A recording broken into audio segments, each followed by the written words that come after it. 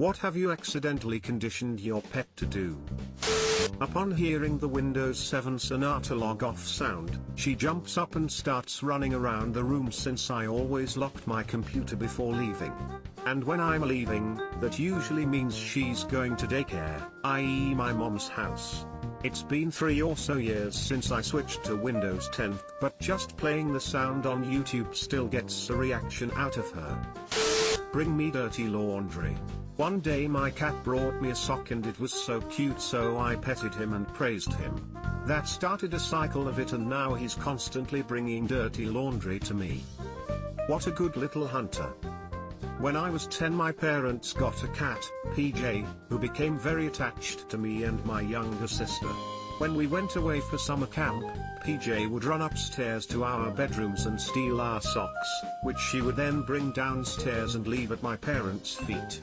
She only did this while we were gone for extended periods of time, so, like, not during the school day or overnight visits with grandparents, only when we were gone for more than a few nights. The budgie had a broken leg in a little splint. He would climb to the roof of his cage with just his beak and good leg, then let go of his beak and hang by one leg, then just stare at me. He knew I would stick my hand in and he could just fall off into my hand. He only did this when I was around because I was the only one who would stick my hand in. I can imagine him doing it with someone else, keeping eye contact, only for them to watch this bird hanging and then dropping himself to the floor. On a similar note, my sister's ferret has learned that, if my sister is around, she can just roll off furniture if she wants to get down, and my sister will catch her and set her down on the ground. It's a little dangerous. My dogs know the sound of the drawer the cheese is kept in the fridge. They could be asleep in a completely different area, but if you open the cheese drawer they come running and sit like good boys for their cheese. They are herding dogs and will also herd the cat away if she won't stop meowing at me when I'm busy or if she tries to scratch anything. I had to check to see if you were my housemate. All 4 of the dogs we have are very different, but the one thing they all have in common is being summoned by the cheese drawer. They are herding dogs and will also herd the cat away if she won't stop meowing at me when I'm busy or if she tries to scratch anything. I have an Aussie and she fully believes she's the kitty police. She will start whining if she thinks they are doing something bad and will try to get in the middle of any cat disagreements. The funny thing is that our last Aussie did the exact same thing, both without our prompting. Probably some herding instinct that wants to keep them in line. My wife and I have pretty set sleep schedules during the week. If we stay up later on the weekend or our dog gets very huffy/offended and will sigh passive-aggressively at us until we go upstairs to bed. Oh, and if one of his bowls is empty he licks it, also passive-aggressively, and then makes direct eye contact. Oh god, yes, that passive-aggressive sigh. Our dog used to sleep in front of the bedroom door, in the corridor between bedroom and toilet, and when you had to go at night, oi, fuck off followed on his part by exaggerated getting up, this deeply annoyed sigh and, I swear, an eye roll.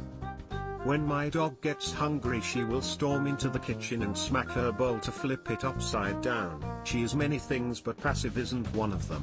Originally she would also smack the water bowl over, so we had to buy one with an extra large base so she could no longer do so. My tortoise stands on my foot when he is hungry. Edit, here is Frank standing on my foot. This was shortly after he got here, so excuse his weepy eyes. He had a respiratory infection when he arrived from being a stray/previous improper care. Is there a particular reason for that, or is he mildly threatening to turn your toes into food? My tortoise will walk up to our patio door and pace back and forth when he is hungry. As soon as I open the door he walks in, waits for me to gather the food and then walks back outside with me to eat. Changing the sheets on the bed means playtime. My cat likes to sit on the bed as I throw on the sheets, likes that Rainbow Parachute elementary game. She tries to attack my hand if I straighten the edges while she's there too. Every night without fail. It's a challenge because one goes under for the parachute, the other goes on top to attack the folds of the blanket. After my roommate got a cat, my dog answers to kitty kitty kitty calls. He wants love and your treats. My dog is like that too. She is willing to go by any names. You call mom's name, she comes running. You call dad's name, she still comes running. She is just such softy and cuddle needy that if she hears you yell for somebody, she is willing to be that somebody. Ha ha ha, he a little confused, but he got the right spirit. Dogs be like, I hear potential for love and treats in your voice. I may come in. Amazing. Beautiful babies. My dog knew he would always get some ice to chew when I went to the fridge, so anytime he heard the ice machine on the fridge start, he would come running in. Once he became deaf, he would feel the vibrations in the floor from it and knew it was ice time. My dogs know the sound of ice too. We don't even use ice. It had been 100% from visitors. One time, my cat spotted a spider on my wall. Since he was staring so obviously, I was able to notice too. Grateful, I gave him treats and cuddles.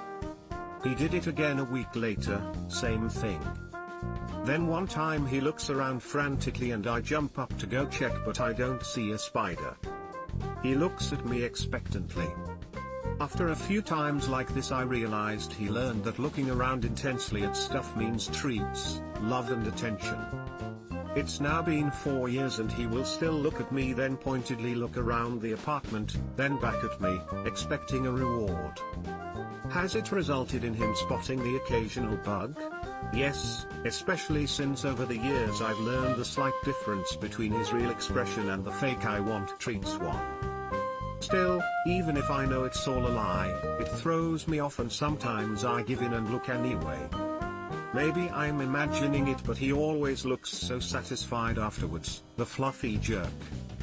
Edit, cat in question. This weird fluff ball has also learned to topple the water container and to poke the trash to get my attention. If you tried to spray him with water when he misbehaves, he will stand there pitifully and blink at the water so you feel bad and stop. He will sleep on your head at night and you might find scratches on your cheek or next to your eye, or he'll yell at the bedroom door if it's closed and try to turn the doorknob and or stick his paws under. He screams like a goat. On the bright side, he learned to sit for food because food is the only true goal in his life. The worst is when they stare intently behind you as if someone or something is there. Cat, hey, is that a bug? Human, looks over, huh? Cat, psych, made you look. Where's my treat?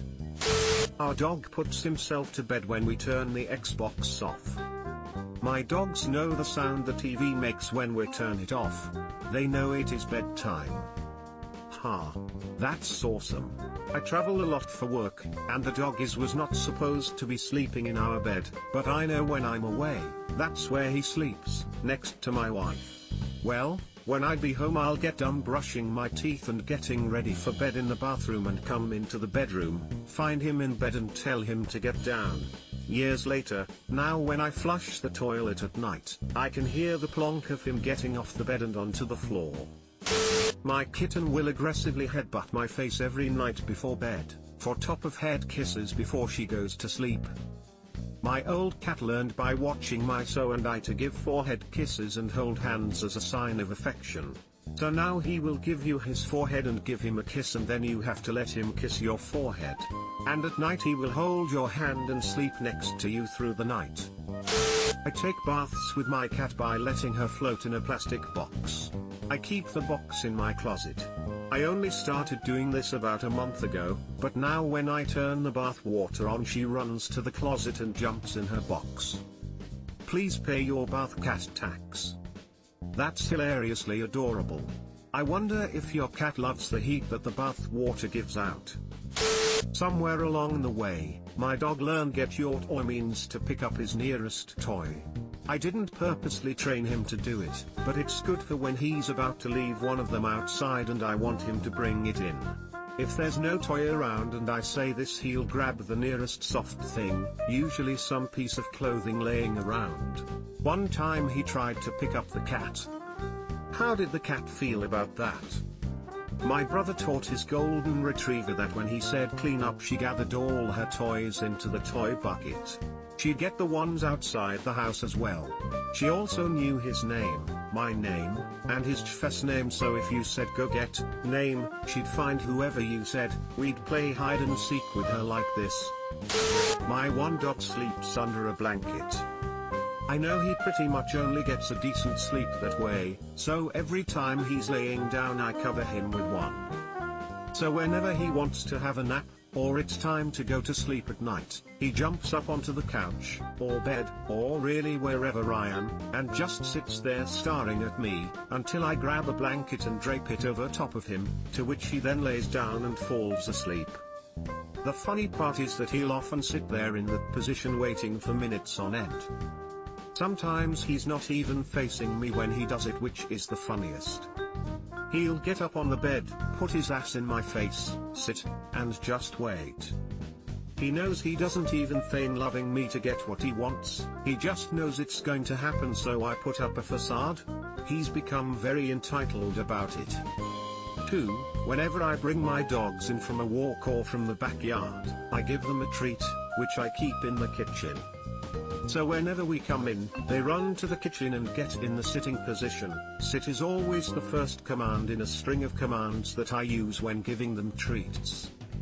If I forget, they'll sit there for however long it takes for me to circle back around and give them a treat. Sometimes this takes 5 to 10 minutes if I'm distracted, but they'll just sit there waiting. They have trained me well. My sister and brother-in-law's dog would only ever go to sleep if he was under his specific blanket and with a pillow on his bed. He sometimes would bring his blanket to us and let us know he was ready for bed. He passed away a few months ago though. Haha, my image of this started out as him lovingly sleeping next to you in bed like a best friend, then by the end I had an image of him just blank face, not amused, lying waiting for you to provide his blankie, smiley face. Speaking of which, does he have a favorite blanket? Subscribe for more hot Reddit takes in your inbox, guaranteed.